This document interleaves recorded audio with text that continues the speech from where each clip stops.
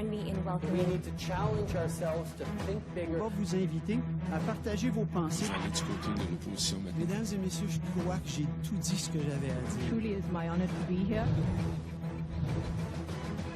Franklin Roosevelt, the 32nd President of the United States, said in 1940, "We cannot always build the future for our youth, but we can build our youth for the future."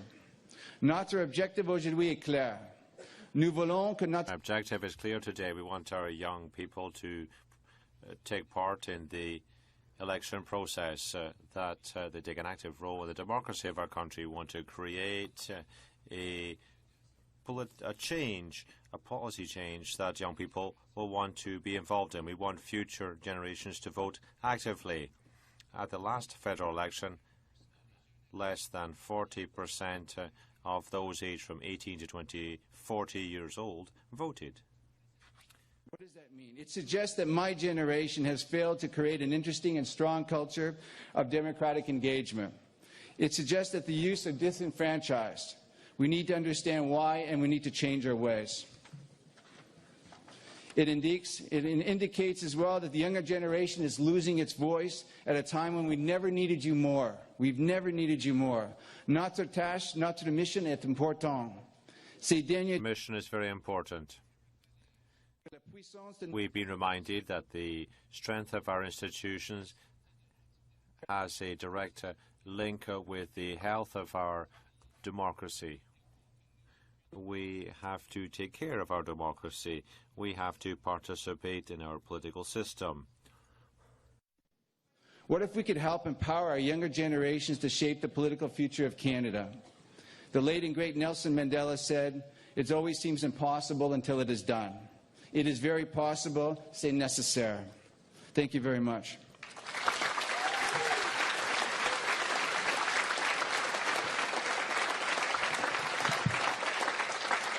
Very, very quick introductions, because you know the good folks that are here.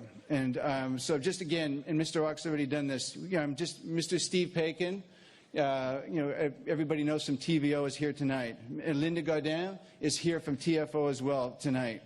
I'm now going to introduce our members. I would like to introduce the Honourable Michael Chong, Deputy Conservateur. Conservative member. Thank you, Michael. Thank you so much. Thank you. You want me to say hello? Yes, keep going.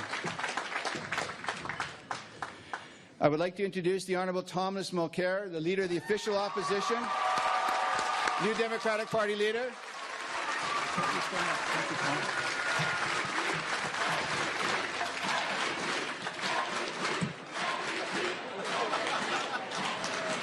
I would like to introduce Justin Trudeau, Chef du Parti Libéral.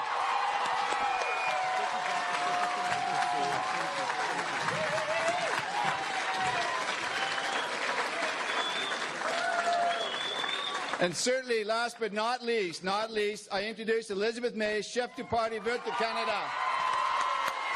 Thank you so much. Thank you so much. Thank you. I'm now going to turn it over to Nick Nanos, and he's going to talk a little bit about what would happen if you vote. Thank you so much.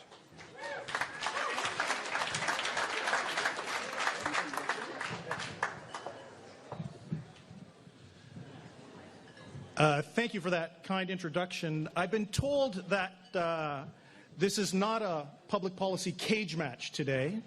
It'll be much more genteel and positive.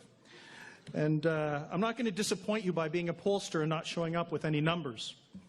But I think when we do look at the numbers, it actually informs us in terms of what could be, what should happen, and where we can find ourselves in the future if we're actually focused and want to get there. And one of the questions is, should we blame our political parties for running certain types or certain styles of politics? When we look at who votes and who doesn't vote, it's pretty clear that when you look at the numbers, only 39% of Canadians under the age of 24 voted in the last federal election. That compares with 75% of Canadians who are between the ages of 65 and 74. So the reality is, to win in the current environment, the current cynical, jaded environment, really, you have to appeal to older voters. But I'd like to add another stat to this, perhaps a more hopeful stat, and that has to do with the last provincial election in Quebec. In the last, not the last, but in the 2008 provincial election in Quebec, 36% of Quebecers under the age of 25 voted. In the last election, the most recent election in 2012, does anyone hazard a guess as to how many young people voted in that election? 62%. Why? Why did this happen? Quite simply because we know that students not just mobilized but were engaged, because education as an issue was part of the public policy dialogue and it was important. So to those naysayers who say it can't be done, the reality is empirically we know that younger Canadians can punch not just at their weight, but I believe beyond their weight. Now, let's do, I guess if we were to have a reality show, pollster mind games. What would happen if we just look at, sorry, I'm pressing a button. If we look at the last federal election, these are the results of the last federal election. You can see the Conservatives with a very comfortable majority, for all intents and purposes, a 9-point lead. Now, when we look at the tracking figures that we conducted for the Globe and Mail and CTV in the last 4 days, if we parse out Canadians that are just under 30 years of age, we get a little bit of a different picture. We get the 9-point advantage halved for all intents and purposes. We have a situation where Stephen Harper would not have formed a majority government. It would have been a much closer race between the Liberals and the New Democrats. In the last federal election, the Green Party would have done well, or all the other parties would have done well. I know, Justin, you're working on this one, right? Yeah, absolutely. But you know, the one thing that we have to remember is that when we talk about elections, usually those are the times when we want to engage in Canadians on the big public policy issues. And really, when you look at some of the research that we did in the last election, and we ask Canadians under the age of 30 what's important, the key takeaways are is that if you're under the age of 30, you're twice as likely to say that that education is an important issue, that the environment is an important issue. What this speaks to me is that although jobs and healthcare are still important issues for young Canadians, they would like to see a more diverse public policy dialogue, not just something focused on healthcare and jobs, but something that reaches out to other issues beyond those two things. Because right now, where we're at is parties that speak to those two issues are successful. But the reality is that they don't tap into what I'll say, the interest of younger Canadians. This is a piece of research that we did with the Institute for Research in Public Policy. On the right-hand side, you can see issues that are important and levels of confidence. This is for Canadians over 60 years of age. And this is the same location. So what you can see, the same cluster of issues. Younger people are more likely to be confident in finding solutions to public policy issues than older Canadians. So what does this mean in terms of the future? This means that if we can get more young people to be engaged, I believe that we can create a new virtuous circle in democracy, one where more optimistic views are part of the public policy mix, where we have a can-do attitude as opposed to a cynical attitude of we can't do this or we've tried this in the past. And also, what I'll say, a more positive tone. So I'm going to close with two calls to action. One, to our leaders to say, take on the risks of talking about a diversity of issues, things that might inspire and engage young Canadians. And then the challenge I have for you, and this is a specific challenge to the University of Ottawa, is you saw those numbers in Quebec? So why is it that the University of Ottawa in the next federal election can't have the highest voter turnout compared to McGill or Carleton or Laval, right? Why don't you... The challenge should be not just take your vitamins, this is good for you. There should be an empirical objective, having the highest voter turnout. So that's the challenge I have for you, and I'm going to pass it on to the more fun bits, my colleagues to the left. Thank you.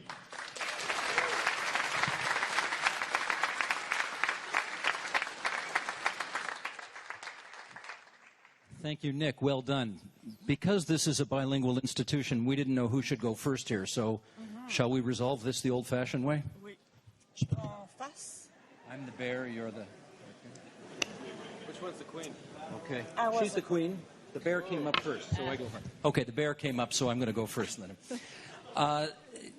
Nick said it right. We're not here today for a cage match. This is not an election campaign debate. There will be time for that next year. This is going to be, we hope, more of a conversation about the issues that you all came to hear about today.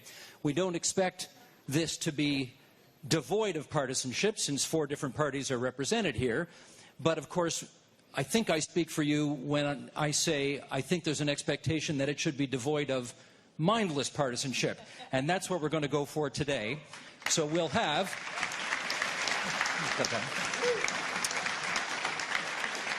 We're going to have a series of exchanges as we go along, and you'll see how it unfolds. Madame, s'il vous plaît. Donc, comme...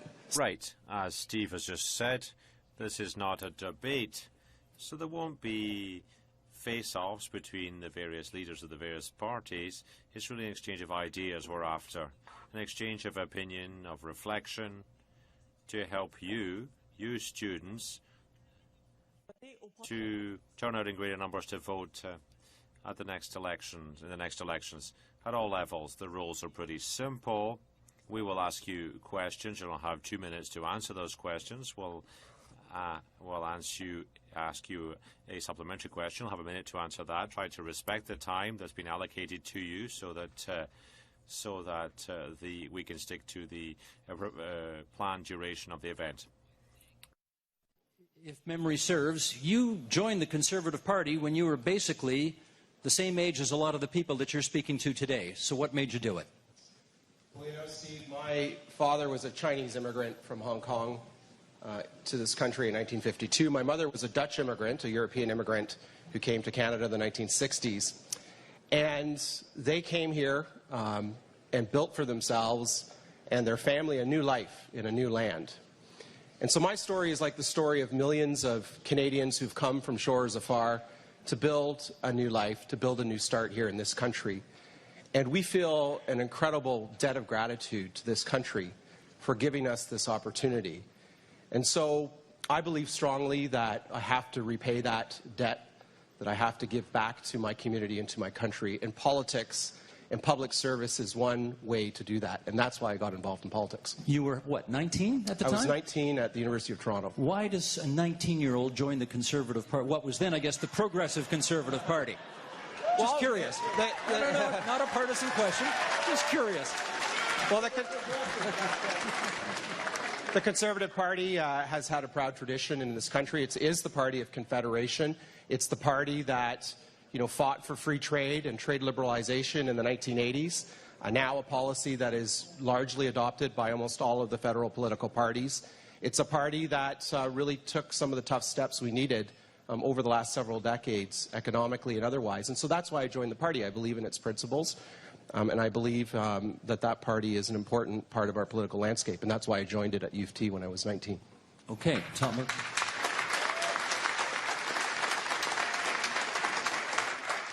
Tom Mulcair, I think your story in terms of when you joined the NDP is somewhat the same. Were you around the same age as the people in this room? I joined the NDP in 1974 when one of my classmates at McGill Law School was running, a guy named Gabor Zinner, and we were all encouraged by him.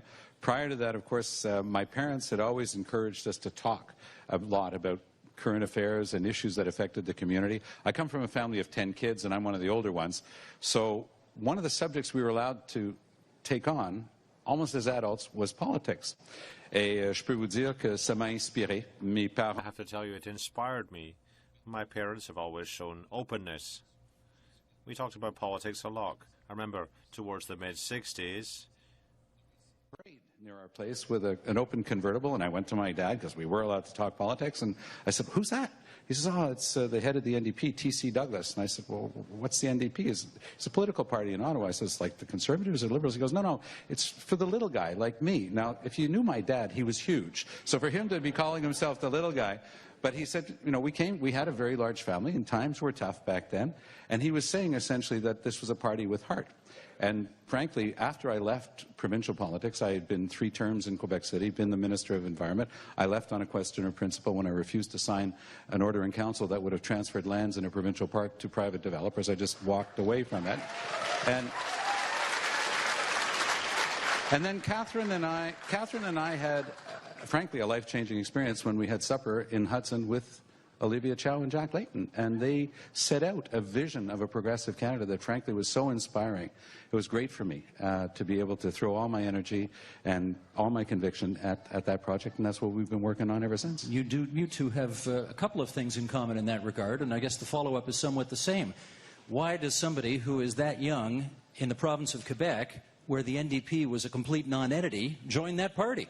I guess I love being told that something's impossible. Jack always used that expression, "Don't let them tell you it can't be done." And it's true. When I decided to run for the NDP in a by-election in Outremont, which was considered the ultimate Liberal stronghold in the province, a fortress, I had friends and colleagues from my cabinet days in Quebec City who, just teasing me, phoned me and said, "So you've decided to put an end to your political career?" I said, "No, I think that we've got to break this dividing line that's artificial, which is constitutional, stay in Canada or leave, versus economic and social. And I think that free, universal public medical care, for example, is worth fighting for." So these are things that talked beyond that artificial divide we had been working around in Quebec for 40 years. And frankly, for the first time, we broke that divide. And for the first time, we replaced the Bloc Québécois. First time in a generation, a Federalist Party won a majority of seats in Quebec was when the NDP won a majority of seats in 2011.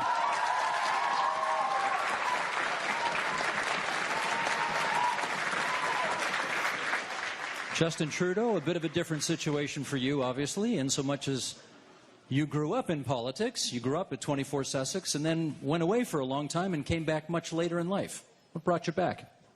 I grew up, obviously, as you say, surrounded by politics, but more importantly, surrounded by people who would come up to my dad all my life and say, you know, "Thank you for what you did." And I got to see that politics could have a very positive impact on the world. But obviously, the political life growing up here in Ottawa and everything around it really weighed heavily on us. So we, as kids, you know, figured out we needed to follow our own path, which is why I stayed away from politics for a long time. I never was a young Liberal. I was never active in any sort of political clubs until much later in life. Well, much later, yeah, at the ripe old age of 42 now.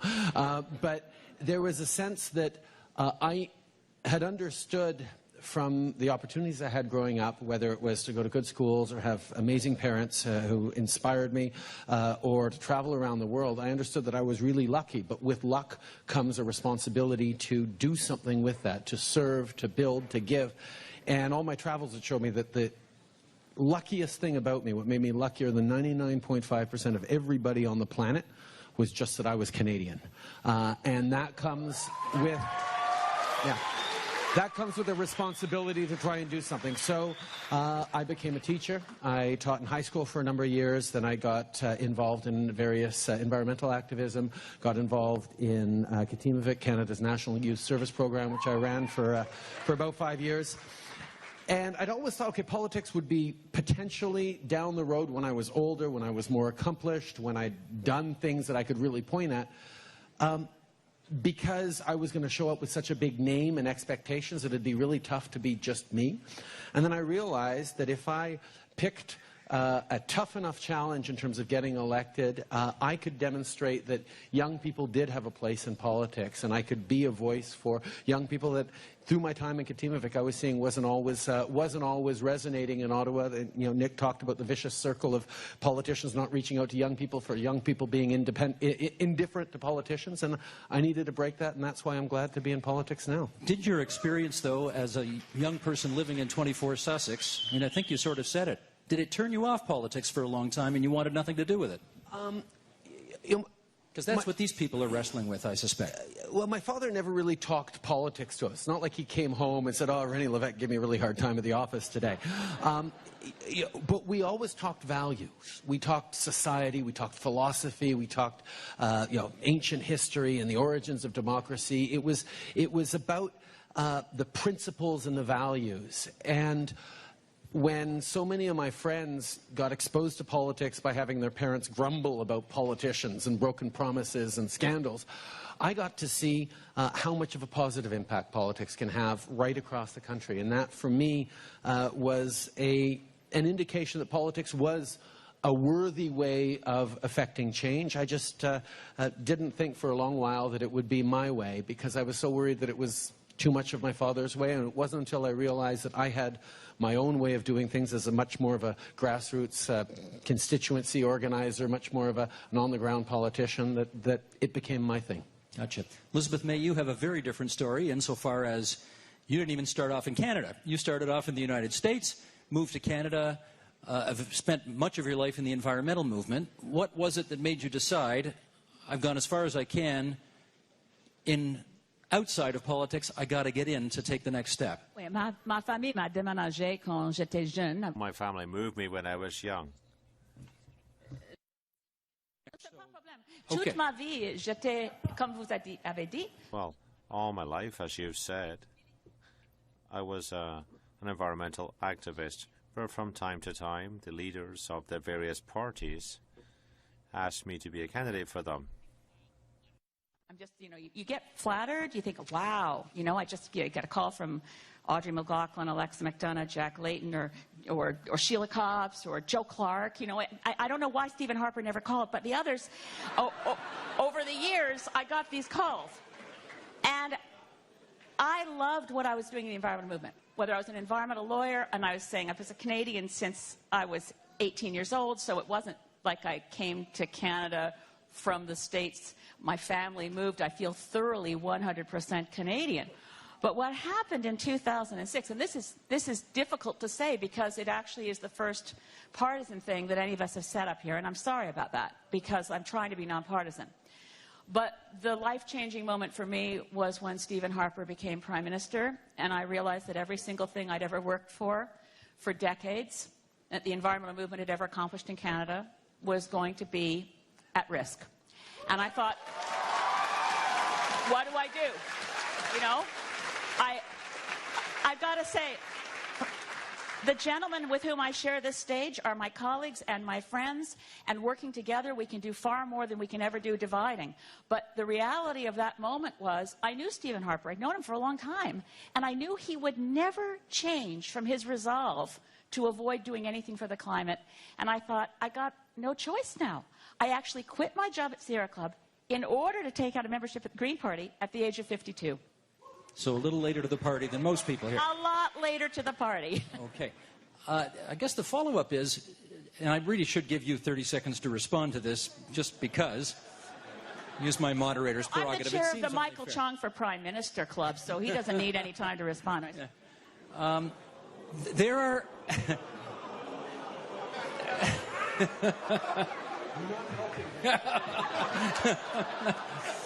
There are a lot of people in this room, I suspect, and those people watching as well, who wonder whether or not you might have had more impact staying in the environmental movement rather than taking the step into politics. And they look at your last 8 years in politics, and they can reasonably ask, was it worth it? Do you really think you've accomplished more in than you could have out? I've had far too many friends, people I love and respect, who were ministers of environment, in previous governments, federal and provincial, who spent all their time trying to decide if it was the right moment to resign or if staying in there while watching everything they cared about be slaughtered was worth it. I'm not going to do that. I'm the kind of person who quits on principle, and I wasn't going to join another party and hurt them. You want a little... I mean, in the interest of fair play, it feels right that we should give Michael Chong just a few seconds to respond to that. Well, you know, Elizabeth and I started the all-party climate change caucus on Parliament Hill, and you know, for those of you who don't know, Elizabeth actually worked for the Conservative government in the 1980s. The Conservative, I think though, to acknowledge something that is no surprise to anyone, it's clear that governments of all stripes over the last 25 years in this country have not done enough to combat climate change. But I think the real reality is the reason for this is this. Younger people, and Nick Nana showed this on his screen, care more about issues like the environment than do the older generations. But the reality is that you're not getting out to vote. And the reality is that the political process responds to pressure, responds to people who actually turn out to vote. So if the issue of climate change, if the issue of the environment is near and dear to your heart and you want to see greater action on this issue, you need to get out and vote and make your voice heard in the next election. Merci, Monsieur Chong. Merci, Madame May. Thanks very much, Mr. Chong. Ms. May, you've now opened the door to the next question, Mr. Chong. Now, this age group, 18 to 24-year-olds, why should they get engaged in the electoral process? What should motivate them to vote? Monsieur Chong. Mr. Chong. Well, we'll let Mr. Trudeau go first, shall we? Thank you very much.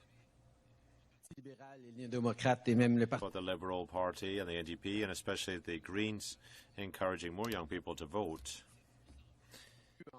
Well, it seems to be a goal in itself. Unfortunately, young people don't tend to vote Conservative very often, Michael. It's unfortunate for you. So really, people tend to think that we're just trying to get a few more votes. For me, it's not that. When I look at politics, when I look at the level of narrow-minded, short-term thinking in politics, well, it really makes me think that we have to think about politics differently. And when I talk to young people in events like this, in the streets or in other universities across the country, I'm always inspired by their long-term perspective. They want less partisan politics. They want solutions to difficult problems. Young people don't say, well, let's resolve the easy issues and then we can leave the bigger issues for later. No, young people want to know what we can do to fight poverty, to deal with the environment, to save the planet in general. What can we do? Now, young people who think like that, well, we need to hear them in politics. This is the way that will change things, that will change the political conversation. I discovered in all the speeches I've made to universities, normally 10 minutes, a 10-minute speech and then 20 minutes of question and answers. I can't be very partisan. I can't say, well, the Grits are the best and the others are pretty bad. No, I can't say that. I have to put forward reasonable, interesting arguments. Otherwise, young people who are very sophisticated consumers of media, social media, of propaganda around us, well, they clearly see what's important and what's not important. They can really feel it when people are trying to pull the wool over their eyes. And I want to take your voices into politics. It's not just to get a few more votes. No, it's really to change the way politics is done.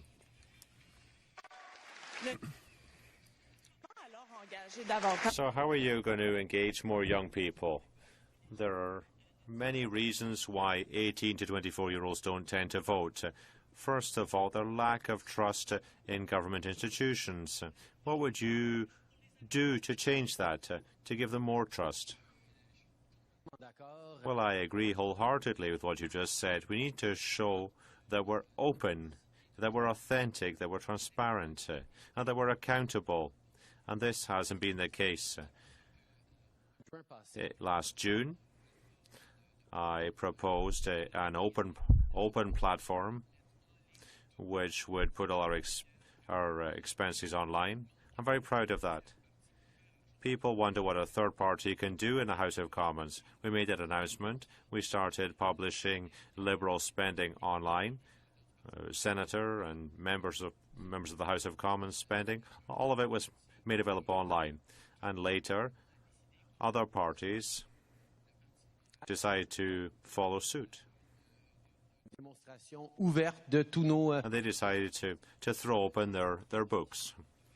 Now, for me, to show that level of openness in terms of our positions, I decided to reduce whipped vote, and this really shows real openness within politics. Thank you very much, Mr. Trudeau. Mr. Chong,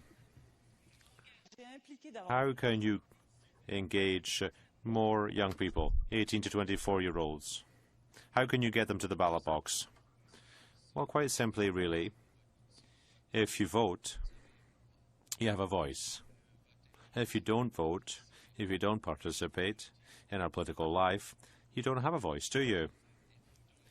If you don't participate, you don't have a voice. And, you know, many of you are not working full-time yet, but let me give you this very stark reason why you should participate, why you should vote. In Canada, 40 cents of every dollar that is produced in this country is collected by governments in various forms of taxation. 40 cents of every dollar. And if you don't vote, if you don't participate in our political life, you are basically saying you don't care how that 40 cents of every dollar is spent. In fact, what you are saying is that other people can decide how 40 cents of every dollar you make is going to be spent. And so it goes for the other powers of government over your rights, your responsibilities, and your freedoms. So participating is incredibly important if you want to have a degree of control over your life and your community. Vous avez vu les chiffres que M. I'm sure you've seen the figures that Mr. Nanos gave us. Si ça avait été une tendance un peu inversée, c'est-à-dire plutôt qu'être 4... If the trend had been inverted, ça aurait été 60% de vote.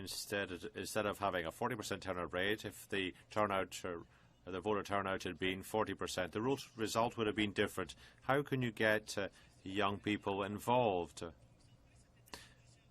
You can't say this is a vote against. This really hasn't worked. Well, I think it affects all the parties. All parties. Well, if there's pressure on us, if there's pressure on the environment, for example, well, all parties will change their policies. They'll target issues such as the environment, and that will really change the debate we're having and the goals of the Canadian government. It's not really just an issue of voting for or against a party. It's really an issue of pressuring all parties to act. All parties are guilty of inaction on climate change over the past 20 years, right? Thank you very much, Mr. Chong. Ms. May, the same question for you. Now, how can you get young people engaged in the election process? Well, first of all, I wholeheartedly agree with what Justin and Michael have just said. But I think there's a deeper issue here. The nature of society, the nature of North American and Canadian society. We're really part of a consumer-based culture where the power of each person has been ignored by the media and by society in general. This is very important. Now, if we're passive consumers, well, our future is threatened. We must become a society made up of active citizens. That's the real problem. Come shop where we are here. This is not a shopping exercise. This is we got to get out and save our own lives, and we got to start right now. And that means we're not passive consumers anymore, and we don't want to live in a corporate state. Thank you very much. We want to live in a democracy, and we want to control our own future. And that's a very different message.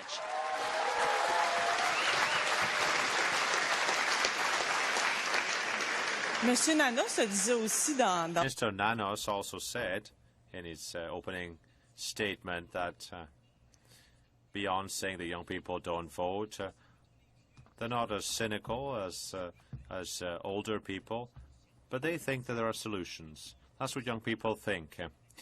But if you don't engage them in the issues, they won't turn out to vote in greater numbers, right?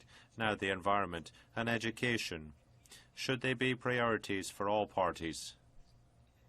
With a view to encouraging young people to vote for you, the environment's a priority, of course, but should all political parties adopt this as a priority? What's more difficult than that, I think? It's an issue of the role of government in our lives.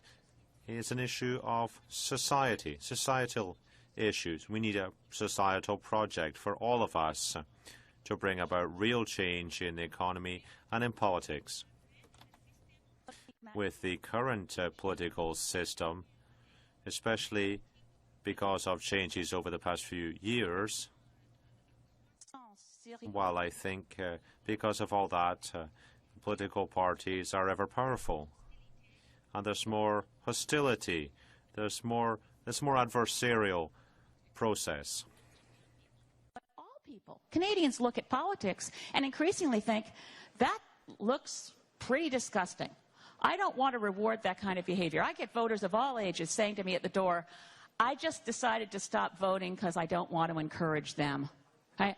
This is not about politicians looking for support. This is about us working for you in a society which is a real democracy. So I think it's not just that we take on issues that appeal to youth.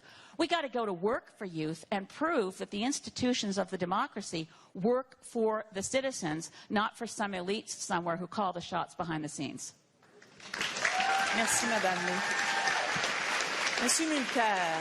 Mr. Mulcair, it's your turn. What would you do? And what are you doing to engage this age group? Well, what we're doing is to get ourselves elected to the House of Commons. That's what we're doing, Ms. Godin. We have about 20 members who are in their 20s. We have one who is 19. Now, these young people have travelled across Canada. They visited campuses, CEGEPs, universities to encourage young people with a single message. You can make a difference. I think that, unlike others might say, I don't think we're really facing a disengaged generation. I think you're the most politically engaged generation in history. However, they don't believe anything that happens across the street. They don't believe that is important for them. So part of my work is to tell you that you're wrong. Stephen Harper is leaving the largest environmental, economic and societal debt in the history of this country. And you can do something, no matter how old you are. I was 23 when I started as a lawyer at the Department of Justice in Quebec City under the first Levesque government. I was a young father. I fought in the 1980 referendum. I knew what it was all about. But when I became president of the Quebec Order, I fought on a question of principle against the Order of Physicians. As Minister of the Environment, I produced the most important piece of sustainable legislation in North America. You can do that if you believe in the importance of our institutions, but I agree with Elizabeth when she says what she did. But I think we undervalue the institution, and the only message I have for you really is that you can bring about positive change.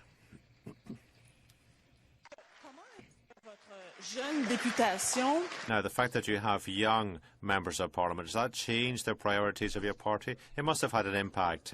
To what extent has it had an impact on priorities?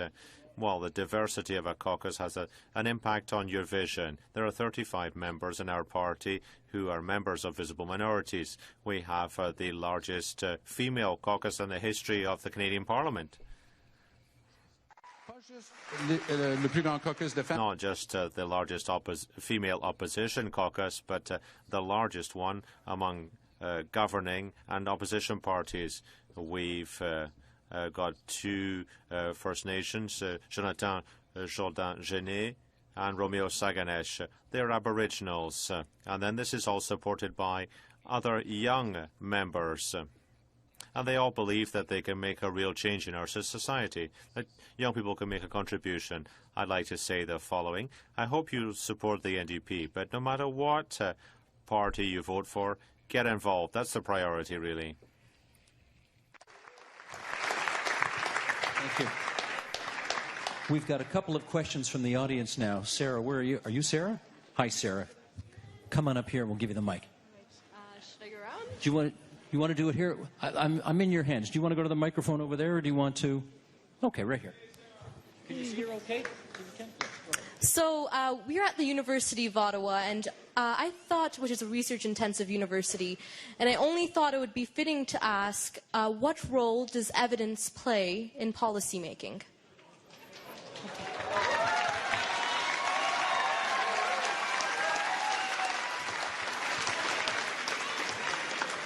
Shall we go in inverse order this time? Madame May, si vous voulez. Well, as Michael Chong mentioned, I was in the government when Brian Mulroney was Prime Minister, and I can tell you as Senior Policy Advisor in the Federal Department of Environment, evidence played a key role.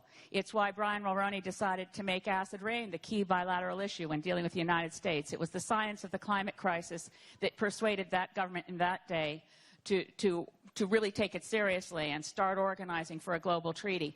I have to say that if you don't have evidence, you won't get good public policy. And what we've seen happening in recent years, and this is a tragedy of enormous proportions to Canadian society, and why I'm deeply honored to be at an event that has anything to do with Kevin Page's efforts to organize, because there are heroes in this country and they go unrecognized. One of them is Kevin Page, one of them is Munir Sheikh, one of them is Richard Colwyn. The scientists who try to speak out, to say, look, we were working for the people of Canada, and we have the information that tells us that the pollution from the Athabasca tar oil sands tailings ponds is leaching into groundwater. That's not controversial information. It's not partisan information. That's scientific information that should drive policy. And increasingly, we don't have evidence-based decision-making. We have decision-based evidence-making, and it's corrupting the very system of information in our government. And thank you, Sarah. Justin Trudeau. Thank you, Sarah. As happens quite often, I fully agree with Elizabeth on this. It is really, really disconcerting to see public policy driven by ideological concerns more than it's driven by evidence-based policy. Imagine for a second that a company now in the 21st century would decide, you know what, that's enough data. We're not going to collect any more data. We don't need to know any more about our customers. We don't need to know any more about the people that we serve. Nobody would say that now, but that's in fact what this government did by eliminating the long-form census. And for me, it's just an indication that when you're, stuck on a particular worldview, when your view of how the world works is ideological, whether it be an ideology of the right or the left, ideologies get you stuck. And instead of being able to look at things on the basis of facts, on the basis of what works, we need to have strong values. We need to know where our priorities are as a compassionate, open, respectful, driven to succeed and create opportunities for each other society. But how we actually make those solutions happen is really the job that we have as individuals among the 308 lucky individuals who work hard to serve their communities and come together to represent the entire country. We need to draw in the House of Commons. We need to draw on the evidence, the facts, the best practices from around the world, and then figure out how they get translated into public policy. And that requires a level of robust debate and exchange that, yes, is open to amendments, is open to different points of view. I may disagree entirely with someone on the other side of the aisle, but I cannot devalue their legitimacy to speak for the community that chose them to be their voice.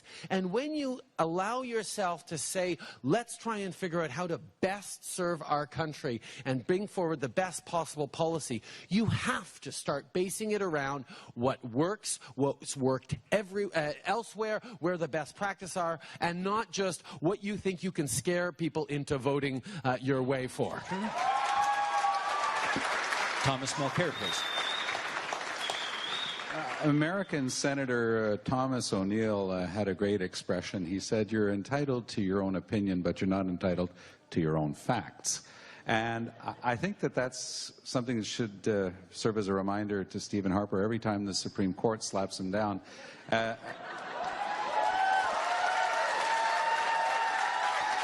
One of the more memorable times that happens was in the case of a safe injection site in East Vancouver called Insight.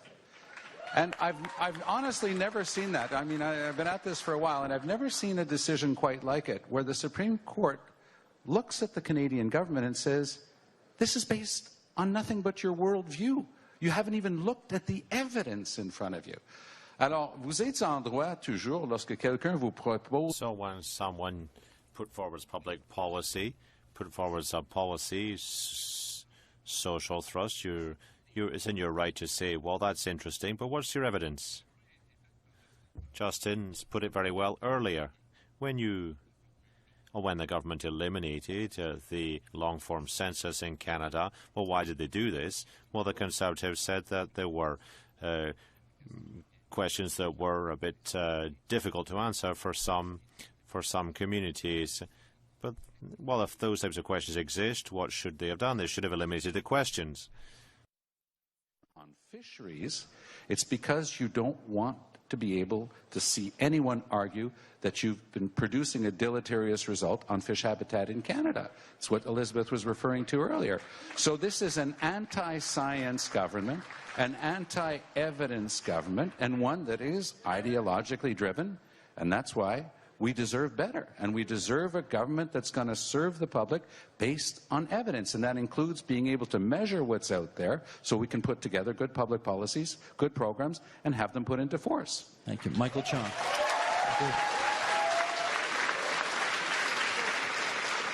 Well, thank you, Sarah, for the question, and I'm going to take a bit of a different perspective on this.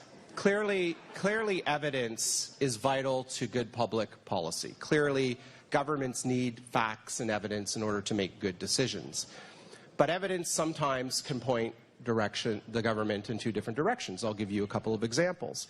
100 years ago, there was a consensus based on the evidence that Canada should not enter into free trade.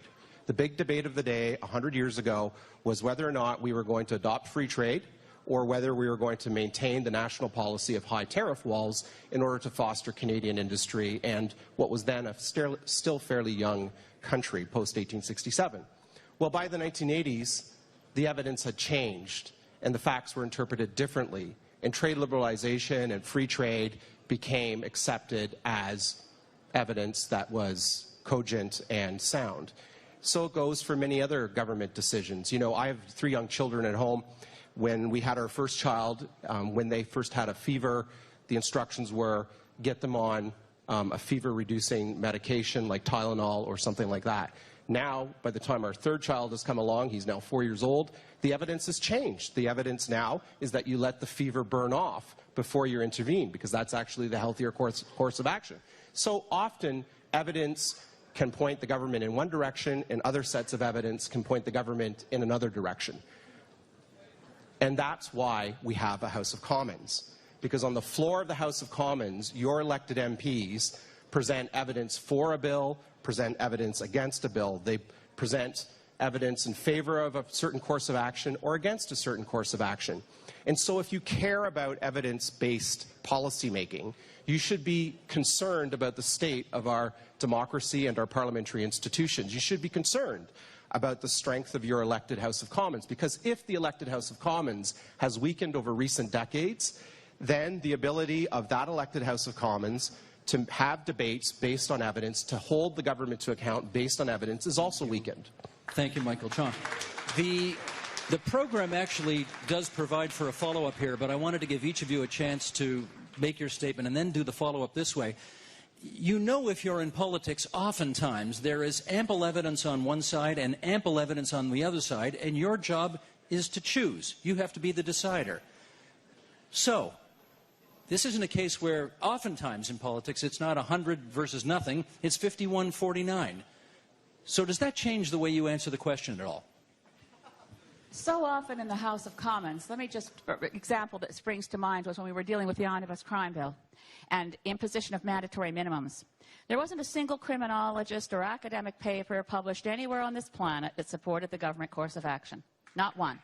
And every time I stood up in the House of Commons to say, mandatory minimums don't work. We have the evidence from Texas where they're telling us it didn't work. We have the evidence from here. We have criminologists. There's not a single criminologist anywhere on the planet who will tell us that this is a wise course of action. And the response, which was not, I have to stress, not from my colleagues, my friends in the other party, in the Conservative Party, but from the PMO script writing service that made them say, it's a shame the honourable member for Saanich Gulf Island cares more about vicious criminals than the innocent victims of crime. That was the standard talking point, was to attack the questioner. So I love the idea that we debate evidence in the House of Commons. I would love if we did debate evidence in the House of Commons. And when there's scientific uncertainty... Well, that's, my time's up. Justin Trudeau, please. Yeah, I, of course, agree with Elizabeth again on this. But I do want to go back to Steve's original question. I mean, what do you do when you're getting conflicting evidence, when you're talking to different specialists and they know their stuff and they can prove they're right in each of their different areas? Well, that's what Parliament is for. That's why parliamentarians come together to listen to experts and to listen to Canadians and to represent people living in communities across this country to try and figure out what the best way forward is. I see Canada as a whole bunch of discrete puzzle pieces, stories, individuals who have a worldview, have a perspective, have challenges, have opportunities, and how a government, a parliament comes together to figure out the optimal way of fitting together all these different facts and opportunities and opinions and elements that make good public policy.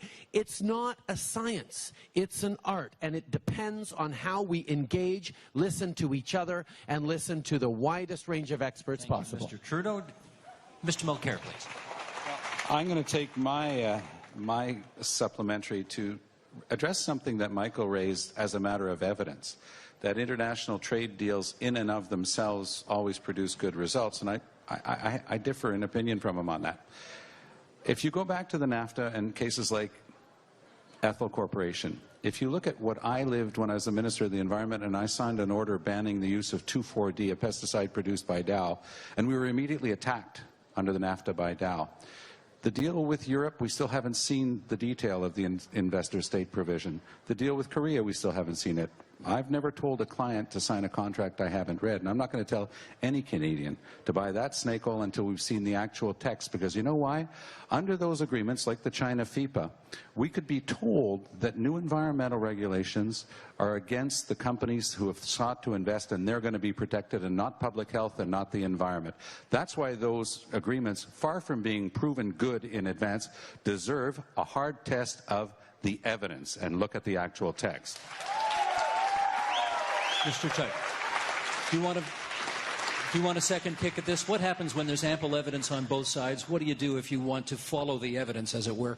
Well, I think the most important thing when they're in a situation where there's evidence or conflicting views on either side of an issue is that we have vigorous debate, that we have a full and vigorous debate on the issue in the right place in this country, which is the place where the people elect their representatives to have that debate, the elected House of Commons. I think what's happened too often in recent decades is that public debate is increasingly leaving the floor of the House of Commons and being conducted in extra parliamentary fora that are not elected, that are not accountable to the people. And so if you really care about evidence-based decision-making, you really ought to care about where our democracy is at and what we can do to strengthen the role of elected members of Parliament so that the debates in the House of Commons are once again vigorous, cogent, and produce the kinds of outcomes based on the evidence we are all seeking. Merci, Monsieur Chong. Adrien Sauvé. Thanks very much, Mr. Chong. Adrien Sauvé, do you want to go to the podium? Okay, so Adrien, I would like to ask one last question. Alors, merci infiniment. Thanks very much for being here. Nick Nanos gave us some data which showed that students could perhaps change the outcome of an election if they took part in the election. As a Canadian politician, therefore, what do you intend to do to get our generation involved in the election process? Thanks very much, Adrien. Mr. Chong, you go first. Well, I think we have a problem with the centralization of power in Ottawa. It's clear, based on the evidence of political scientists. They all say that there's too much power focused on party leaders. It's not something we've created, it's something that's been created over the past 40 years. House of Commons, the only vote you have at the federal level, the only franchise you have at the federal level, has been weakened in recent decades. The reality is, based on lots of evidence produced by lots of academics, is that the role of the elected member of parliament in recent decades has been much weakened, and that power has been centralized in the party leaders' offices. So if we're going to re-engage voters, in particular younger voters, we have to make them feel and know that their vote counts. Polls done by Nick Nanos, polls done by Samara, by a whole plethora of different civil society groups have shown that Canadians are losing faith in their democratic institutions, that Canadians are turning out in ever lower numbers in federal elections, and that Canadians, 40% of Canadians who did not vote in the 2011 election said they didn't vote because they didn't think it would make a difference. That is a real expression of people who are frustrated by the ability of their elected member to represent their interests in Ottawa rather than the other way around. And that's precisely why last December I introduced a reform bill to introduce and strengthen the role of the elected House of Commons and elected members of Parliament. Est-ce que votre projet de loi, c'est un... Your bill, do you think this is something that could change people's perception of government, of elections? Do you think it would change the perspective of young people? Is this part of the change? Well, I think so. It'll give greater control for local riding associations. It'll also change the accountability between the caucus leader and the members of the caucus. It'll also change the structure Le président du caucus et les choses for the election of the leader of the caucus. It would give more control to local members. If there's a problem in your riding, you don't call the Prime Minister. Député local. You're going to call your local member of parliament. So it will strengthen our parliamentary system. It'll also strengthen our democracy. Ms. May. Now, as a leader of a political party, of the Green Party of Canada, how can you help, how can you encourage young people to get out and vote, to get involved? I think the most important thing really is to point out that each of you here has your own power. It's important to point out that in a real democracy, a genuine democracy, all citizens have their own power. With the right to vote, you can all change the world. In the parliamentary system, we see a threat to the young person's right to vote. It's called the Fair Elections Act, C-23. It's very important to stop this legislation. At the same time, it's very important to support Michael Chong's bill for genuine reform, reform to strengthen democracy. To prove you can change Canadian democracy. Engage now before you find it's harder to vote at the next election. Engage now to help us stop C-23. Engage now to help Michael Chong's bill pass.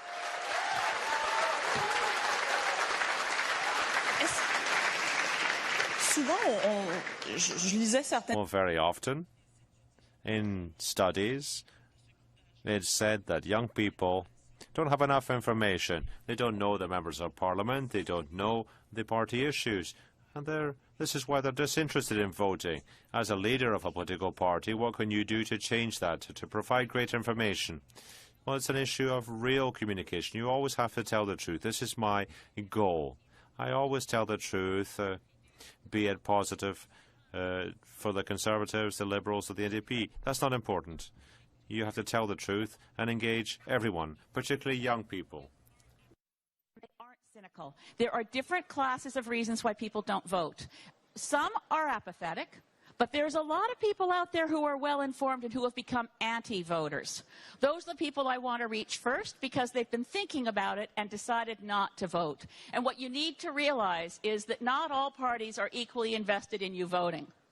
Right now, the Conservative Party, Bill C-23, is invested in stopping you from voting. And if that isn't a motivation to get out there and vote and defend your right to vote, which is your charter-invested right to vote, I think Stephen Harper's probably done us a favor, honestly. I think when people realize, oh, they're actually going to try to make it harder for me to vote? I've heard about that happening in Republican states south of the border. Is that what's going to happen? I better get engaged.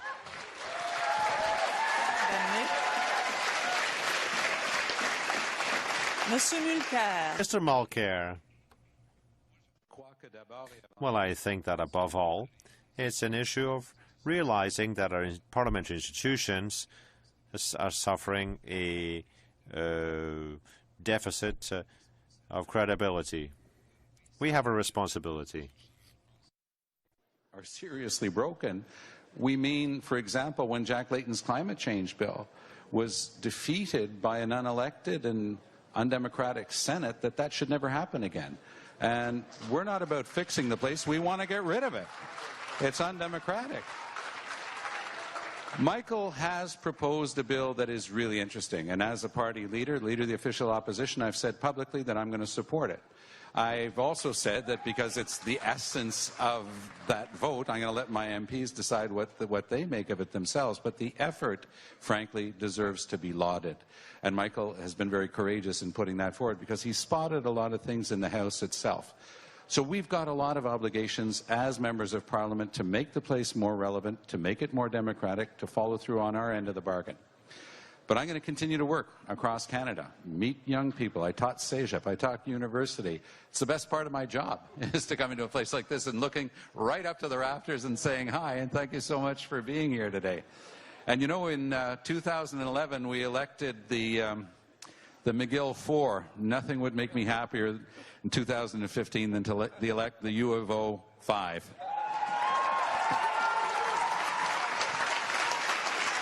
Monsieur Mulcair. Mr. Mulcair. Mr. Mulcair. Qu'est-ce que vous pouvez... What commitment would you be willing to make? Not just during the election campaign, which will come one day, of course, but as a leader, what are you prepared to do? I'll give you a concrete example. We've made a commitment, and we've been campaigning on this for a long time, for the abolition of the Senate. It's not democratic. It's not accountable. Let's get rid of it. That's a starting point to make to strengthen our institutions. What more can we do? Well, we continue to commit to young people, and we can be loyal. For example, for nominations, who will be our candidate in Trinity Spadina? There's a young guy, 20 years old, a lot of experience in the Stephen Lewis Foundation. Stephen Cressy is his name. I've decided that it'll be NDP members that will have the final word on who will represent them as a candidate in that election. I'm going to stick to it. Merci, Monsieur Mulcair. Thanks very much, Mr. Mulcair. Mr. Trudeau now. Well, first of all, I'd like to congratulate Michael for being here today. It's not easy for someone from the Conservative Party, from Mr. Harper's Conservative Party, who is perceived in a specific way, to come here today. I think it really shows through his answers and through his presence and through his bill. It just really shows Now it's an honourable profession. It's honourable to be an MP. These are good people who are serving you in the House of Commons. Of course, there are challenges in the House of Commons. Of course, we have to improve the way things work in the House of Commons. We have to show that we can be more committed, more engaged. It doesn't just stop there. That is going to make the big difference around getting young people to vote. We have to recognize that you represent a generation that is more aware, more informed, more plugged in than any generation before.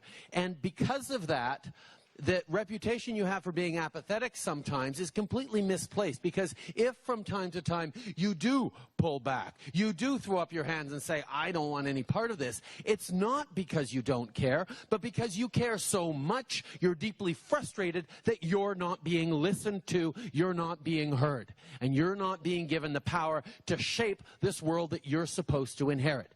So for me, the engagement that I have, that I spend all my time, a huge amount of time doing outside of the House of Commons, is about drawing people back into the political process, about demonstrating that all of you, I know, because you took time out of your day to come to this event here, are interested in how the world unfolds around you. You are involved in community projects, in charitable organizations, in big single-issue causes. You take stands on issues that matter to you. You've just become convinced that politics isn't necessarily a useful use of your time and energy. And the four of us are here today to tell you it is, and more so, it must be. We need to draw you in by reaching out and engaging with you, by talking with you, by listening with you, by showing you that you matter deeply, not just for your sake, but for the sake of our entire country. That's the message that all four of us are bringing out today. That's the message I travel across the country to give, as everyone else does, and that's why I have such high hopes for the class of 2015. The first-time federal voters who will be voting for the very first time in 2015, who will demonstrate that the tipping point has been reached, and we are going to change the way this country operates.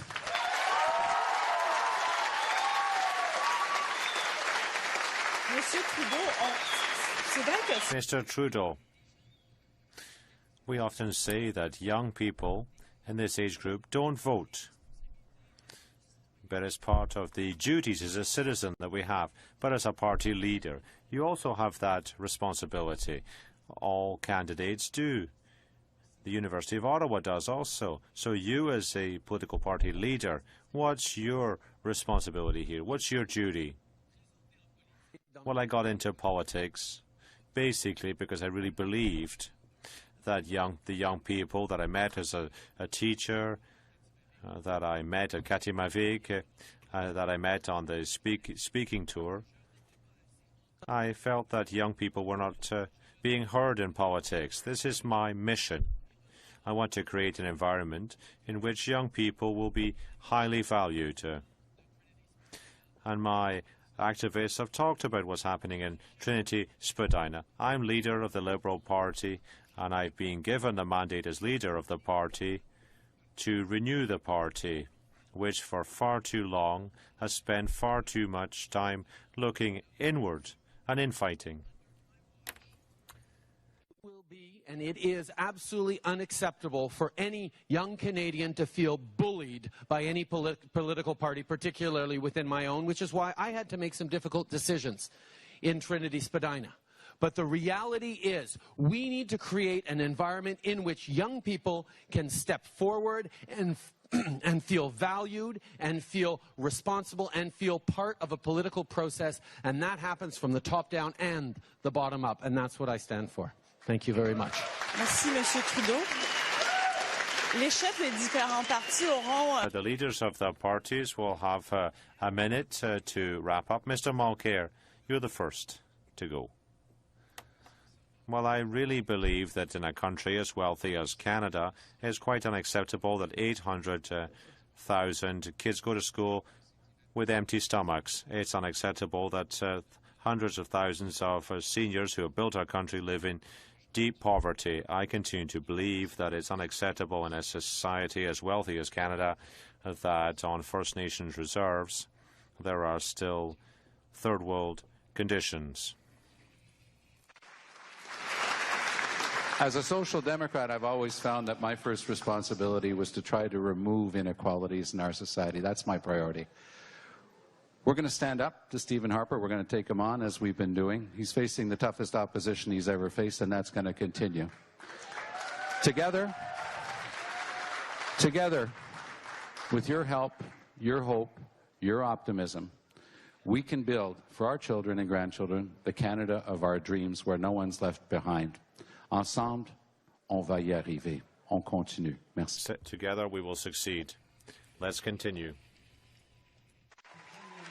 Statements now, Justin Trudeau. Thank you. Like Tom, I look at the challenges we're facing around poverty, around exclusion, around young people going hungry, around elders living in poverty, and I'm very concerned because we have such extraordinary opportunities in this country. But for me, it's not just about government finding the solutions and fixing these problems. It's about understanding that the means to fix those problems comes through active, engaged involvement and citizenship by all of you. A citizen is not just someone who votes and pays their taxes and obeys the law. A citizen is someone who deeply understands that our actions matter in shaping the community that we're part of, in the world we're leaving to our kids and our grandkids. And that means that events like here today, and I want to thank Nick and Kevin and Alan and all the great volunteers with iVote-JeVote who are coming out and making this event happen, so that those of you who came and sat for an hour to listen to us, and all of those who walked past and heard a couple of good words on the way through, understand how important it is that you stand up, that you be counted, that you take an active role in shaping this future that matters so deeply to all of us. Merci beaucoup d'être ici aujourd'hui. Merci pour... Thanks for being here today, and thanks for having listened. Thank you very much, Mr. Trudeau. Mr. Chong.